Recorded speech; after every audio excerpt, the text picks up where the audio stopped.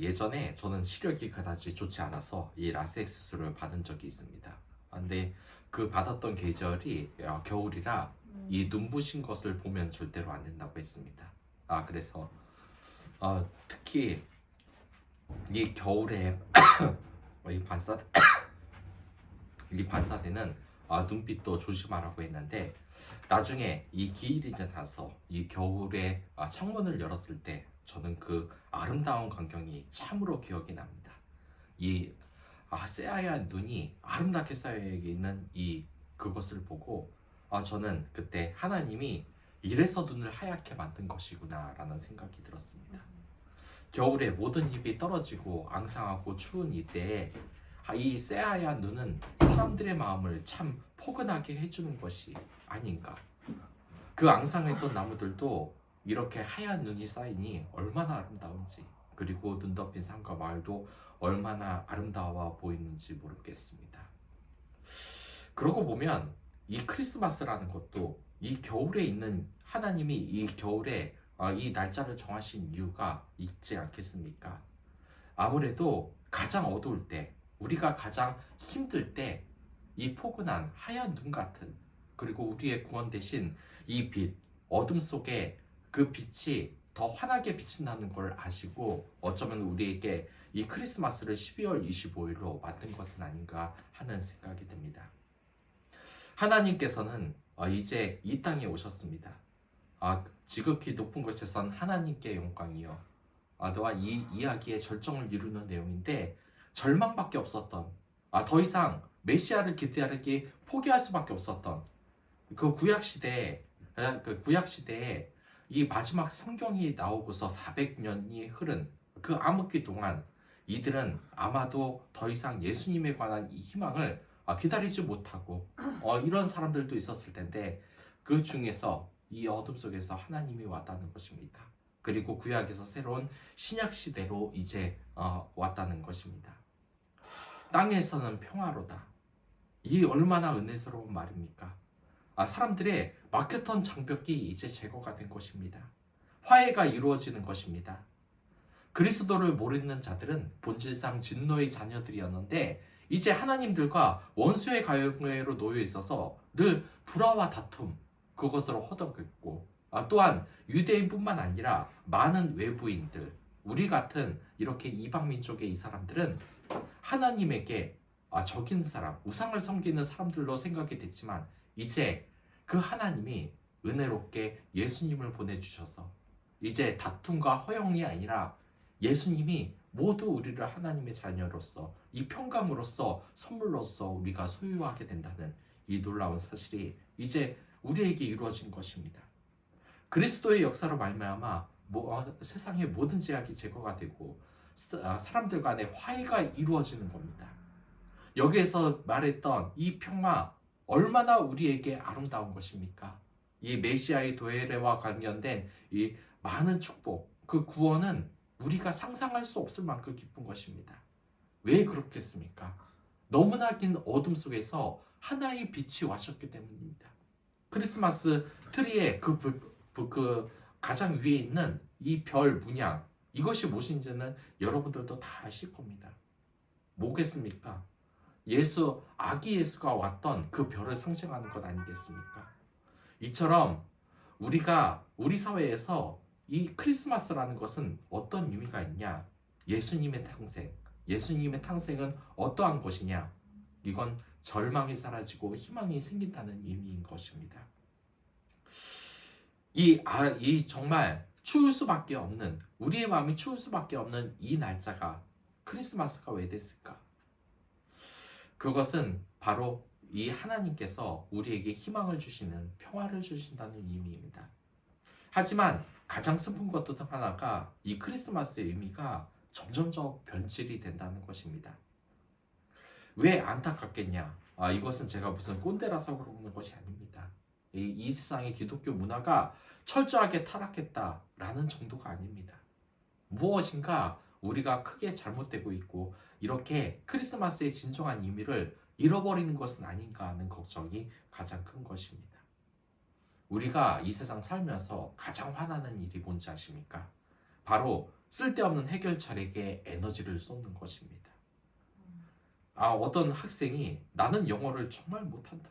영어 때문에 아주 진저리가 난다. 나 진짜 영어 잘하고 싶다라고 하면서 하루 종일 수학 공부를 하거나 국어 공부를 하거나 아니면 영어 공부를 잘하고 싶다고 국기 훈련을 가거나 이처럼 어리석은 해결책이 어디 있겠습니까? 근데 우리의 이 크리스마스를 바라보는 시선도 이러한 것이 아니겠습니까? 우리가 진정으로 평화를 얻고 구원을 얻으려면 어떻게 해야 됩니까? 바로 이 교회라는 공동체 안에 들어서 예수님이 어떤 분인가에 대해서 알고 말씀과 기도로서 그리고 하나님 사랑과 이웃 사랑으로서 구원을 받는 것이 우리의 이 정말 가장 큰 문제를 해결하는 것이 아니겠습니까? 한데 대부분 사람들은 어떻습니까? 대부분 사람들은 우리의 구원, 이 마음이 허한 것, 그리고 뭔가 미래에 대한 이 불안감을 잘못한 해결책으로 쓰고 있습니다. 많은 사람들이 사찰이나 또는 여행을 가면은 요즘에는 뭐 사찰이 아니더라도 별게 다 있습니다. 무슨 동굴만 가도 어느 곳만 가도 뭐 이상한 게 서 있으면서 여기에서 동전을 던지면서 소원을 빌면 모든 시원이 이루어진다 이런 식으로 하는데 이걸 누가 믿냐 그럴 줄 몰라도 현상은 그렇지 않습니까? 바닥에 돈이 얼마나 많이 쌓여 있는지 모든 사람들이 다 이 소원을 빕니다. 하지만 제가 방금 말한 것 중에 가장 슬픈 것이 뭡니까? 쓸데없는 해결책에 에너지를 쓰는 겁니다. 영어 공부를 잘하고 싶다는데 영어 공부를 잘하고 싶은 학생이 하루 종일 그저 국어 공부만 한다든지 아니면은 무슨 극기 훈련을 간다든지 이처럼 쓸데없이 에너지를 쏟는 것이 어떻습니까? 많은 우상들에게 돈을 바치면서 소원을 비는 것도 마찬가지입니다. 심지어 그리스도인들도 이런 점을 보고 타로점뿐만 아니라 또한 부당하게 점을 보고서 거기에서 돈을 쓰면서 이 해결책을 강구하지 않습니까? 근데 우리가 알아야 될 게 있습니다. 여러분 이거 모르는 사람 없습니다. 12월 25일이 원래 태양선 신을 섬기는 때였다는 것. 그 사람들 다들 선물을 나눠주면서 이 태양신을 섬기면서 그리고 태양신을 자처하는 이 로마 황제를 찬양하면서 그때 선물을 돌렸다는 것 모르는 사람들이 없습니다. 근데 하나님께서 왜 그 12월 25일을 크리스마스 그 예수님의 탄생으로 이렇게 만드셨냐? 그걸 우리가 생각을 해야 된다는 겁니다. 그건 가장 어두울 때라는 겁니다.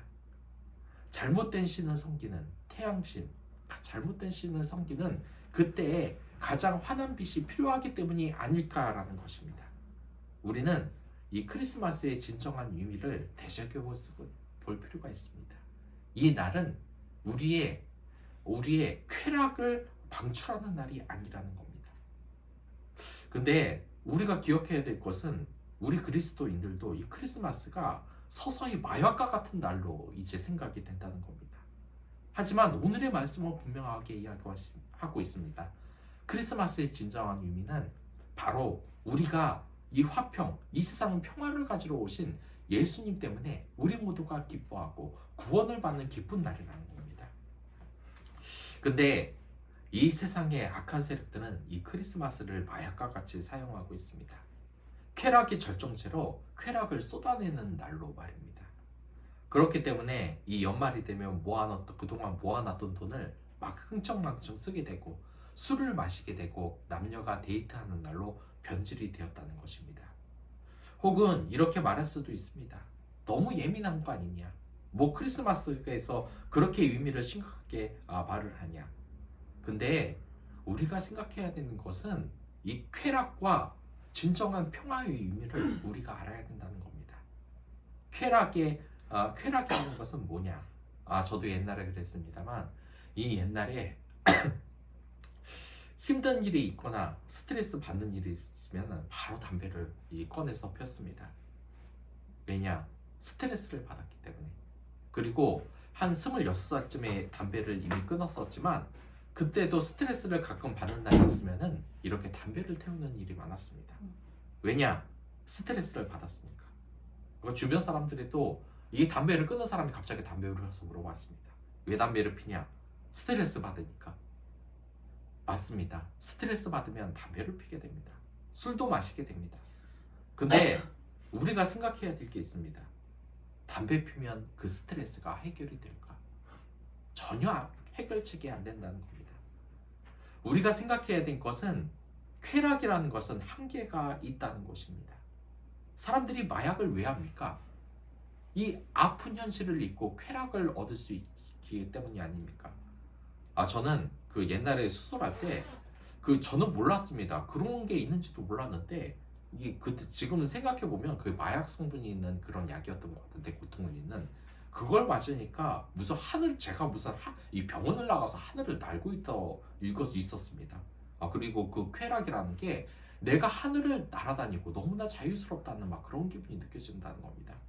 그래서 이 마약을 한 사람들 이야기를 들어보니까 막 자기가 뭐 장풍을 쏘고 이 세상에서 최강인 사람이 되고 하늘을 날아다니고 이 하늘에 분뜨고 내가 사람인데 이 전 우주를 날아다니는 그런 환상을 본다는 겁니다. 근데 이렇게 좋은 거 왜 나라에서 금지하고 있습니까? 이게 우리의 행복을 책임져 주지 않기 때문입니다.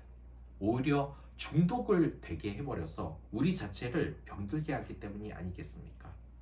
네, 크리스마스도 마찬가지입니다. 정말 안타까운 것이 있다면 이 사탄의 세력들은 이 크리스마스를 쾌락만을 추구하는 날로 만들어 가고 있다는 것입니다. 하지만 분명하게 기억해야 될 것은 이 크리스마스 의미는 우리의 고통과 이 암흑이 예수 그리스도의 은혜에서 모두 없어진다는 것. 그것도 일시적인 쾌락이 아니라 영원한 평화로서, 구원으로서 이루어진다는 겁니다. 바로 이 천국은 금으로 많이 인용이 되는데 그것은 영원성입니다. 이 마약이라는 거는 할 때만 잠깐 기분이 좋고, 또한 남녀간의 쾌락, 이 크리스마스의 쾌락도 그냥 그날이 지나가면 끝나는 겁니다. 생각해 보십시오. 여러분들 크리스마스에 남녀가 데이트를 하고, 근데 그거 시간이 지나면 뭐가 남습니까? 다시 괴로운 1년이 시작되지 않습니까? 내 삶은 아무것도 변한 것 없이 기계처럼 일하고서, 또한 이 크리스마스 하루만을 바라면서 또한 이 세상에 다시 어두운 현실로 되돌아온다는 것 아니겠습니까? 바로 이 마락과 쾌락의 공통점은 이 중독성에 있습니다. 그리고 이 중독성은 우리를 병들게 한다는 겁니다. 게임이라는 것도 사실 그렇지 않습니까? 저는 이 10년 전쯤에 이 핸드폰 게임으로 이 아이폰이 유행하면서 드래곤 플라이트라는 이 게임이 납니다. 그거 하니까 이 쉬는 시간에, 직장에 쉬는 시간에 하기 너무 재밌는 겁니다. 뭐 하면은 1분, 2분만 하면 이렇게 할 수 있고 레벨업도 하고 나름 무료한 시간을 때우기 위해서 했는데 재밌었는데 나중에는 그거를 너무 열심히 하는 겁니다. 주변 사람들 보면 막 100시간을 넘긴 사람들도 있고 뭐 레벨이 몇 대고 뭐 희귀종인 뭐 드래곤을 만들고 막 몇천 시간을 쓴 사람도 있고. 근데 갑자기 이런 생각이 드는 겁니다. 꺼내서 이 게임을 하는데 내가 이거 왜 하고 있지? 이미 재밌는 시절은 지났습니다. 그냥 중독성으로 나도 모르게 하고 있는 겁니다. 그냥 재미가 없는데도 의미가 없이 하고 있는 것입니다. 이 세상에 모든 것이 다 그런 것 아니겠습니까? 그렇다고 제가 게임 개발자 이런 사람들한테 뭐 나쁜 걸 마약을 한다고 지금 말하는 것은 아닙니다. 그건 오해하지 마시기 바라고, 아무튼 이 세상에서 이 크리스마스 의미에서 우리가 잘 생각해야 될 것은 악의 세력은 이 크리스마스가 쾌락, 마약과 같이 사용되는데 자꾸 치중을 하고 있다는 겁니다. 그렇기 때문에 예수 그리스도의 탄생의 의미를 자꾸 추소하고 있는데 우리는 바로 기억해야 될 것이 이 크리스마스라는 것은 영원한 구원에 있다는 것, 영원한 평화에 있다는 것입니다. 그리고 그것은 여러분 이 세상을 살기 어려운 이때에 내가 예수 그리스도에 인하여서 구원을 받고 이 어려운 곳에서 빛을 발견하라는 그러한 것이 있습니다. 어떤 성인이 이 4살 때 전국에 유행하던 소아마비에 걸렸다고 했습니다. 저는 이 중학교 때 소아마비에 걸렸던 제 친구가 생각이 납니다. 항상 제 친구들보다 몸이 작고 키가 다른 아이들의 반 정도밖에 되지 않아서 중학교 2학년이었음에도 불구하고 그 아이 몸은 한 초등학교 2학년, 3학년 정도밖에 보이지 않고 굉장히 말랐습니다.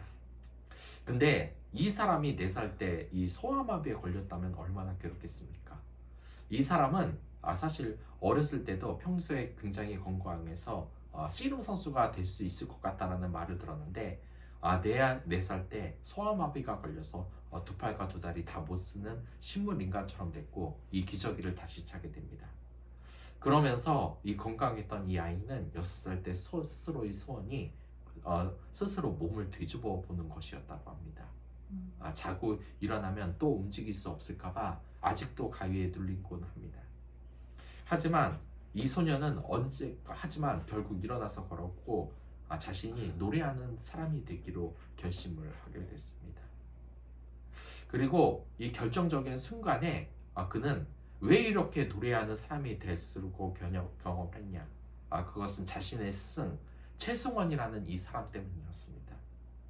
이 사람이 그 선생을 만났을 때 굉장히 결정적인 순간이었습니다.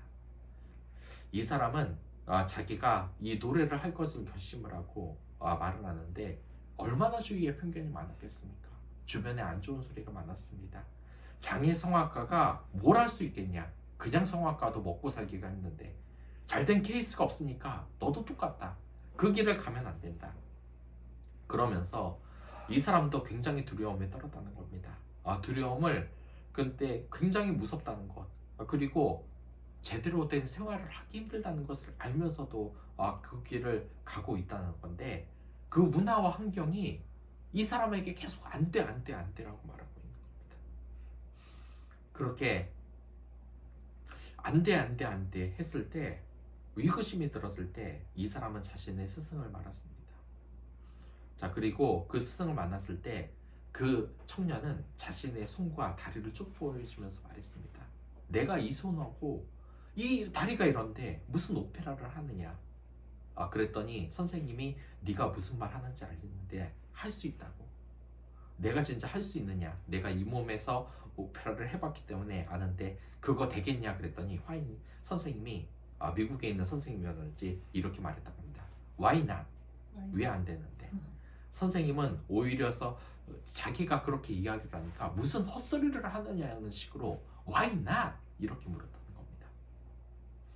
네가 지금 아프리카 살다 왔냐? 안 되니까 투성이고 자꾸 그러면 안 된다. 일단 그러지 말고 일단 한번 해보라. 유명한 어구가 생각납니다. 그 정주영 회장님의 해봤어. 나이키의 저스트 두 잇. 일단 해보자. 아무튼 그렇게 나를 만났으니 새로운 생각을 가져라. 새로운 생각을 가지면서 한번 해보자라는 겁니다. Why not? 왜 안 됐냐고. 그래서 이 최승원은 결국 이 성악의 길로 들어서고 오페라를 하게 됩니다. 그리고 세계에서 이 황금 목소리를 지닌 사나이로서 뉴욕 타임즈에 실리고 영혼을 승수하게 하는 힘을 지녔다고 마가렛 대처에게 말을 듣고 또한 한국이 낳은 세계적인 성악가 최승원, 이 최승원의 이름은 우리나라 곳곳에 많이 퍼져 있습니다. 그 수상 경력도 너무나 어마어마해서 보면은 뉴욕 최초로 동양인 최초로 뉴욕 메트로폴리탄 오페라 콩쿠르에서도 우승을 했고 비엔나 거기 국제 오페라 콩쿠르 우승 그리고 올해를 빛난 음악가 대통령상 수상을 2001년도에 하신 경험도 있습니다.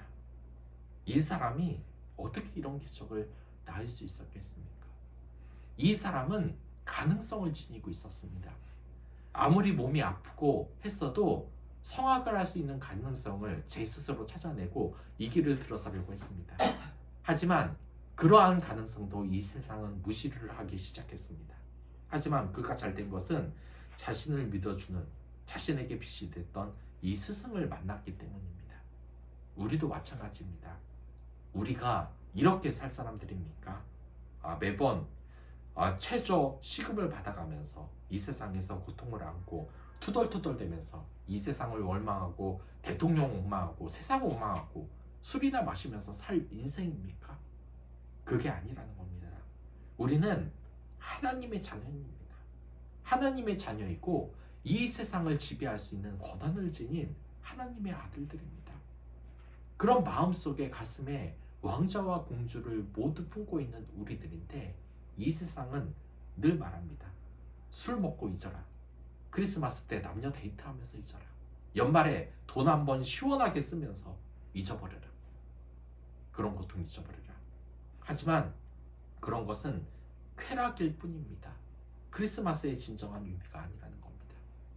이 크리스마스는 우리가 하늘나라에서 쫓겨났던 에덴 동산에서 쫓겨났던 우리 왕자와 이 공주들이 이제 하나님의 자녀로서 모든 죄를 용서받고 영원한 궁원, 영원한 평화를 알게 되고 이제부터 날개를 펴고 날아오른다는 의미가 있다는 것입니다. 우리 또한 최승원 이 사람처럼 우리의 가능성을 다시 알고 하나님의 자녀로 되돌아가면서 이 세상을 지배하고 또한 이 세상을 다스리는 하나님의 청지기 역할을 다시 시작해야 한다는 것이 바로 이 크리스마스입니다. 청지기 역할은 다른 것이 아닙니다. 물론 여러분들 그렇게 그 구세군 냄비에 이렇게 하듯이 이 추운 겨울 자원봉사를 하는 것도 좋습니다. 그것도 물론 좋고 제 개인적으로는 이 것과 똑같이 의미가 있는 것은 여러분들의 공동체에 따뜻한 사랑을 전해나가는 겁니다. 공동체의 사람을 위해서 기도해주고 그를 위해서 따뜻한 말 한마디를 하면서 그들과 그들에게 이 생명의 복음을 전하는 것입니다. 크리스마스의 진정한 의미를 전하는 것입니다. 그것이 바로 이 크리스마스의 의미입니다. 여러분들 크리스마스 카드 쓴 지 얼마나 되셨습니까? 이 세상에 여러분들이 크리스마스 카드를 하나 전달해주면 이 기뻐할 사람들이 얼마나 많은지를 아십니까? 한번 고백해보는 게 어떻겠습니까? 낯간지러운 말이 아니라 그 사람의 장점, 하고 싶었던 말 같은 것을 크리스마스 카드로 예쁘게 적어서 또한 복음도 전달해보는 것이 어떻겠습니까? 그럼 오늘의 말씀은 이것으로 마치도록 하겠습니다.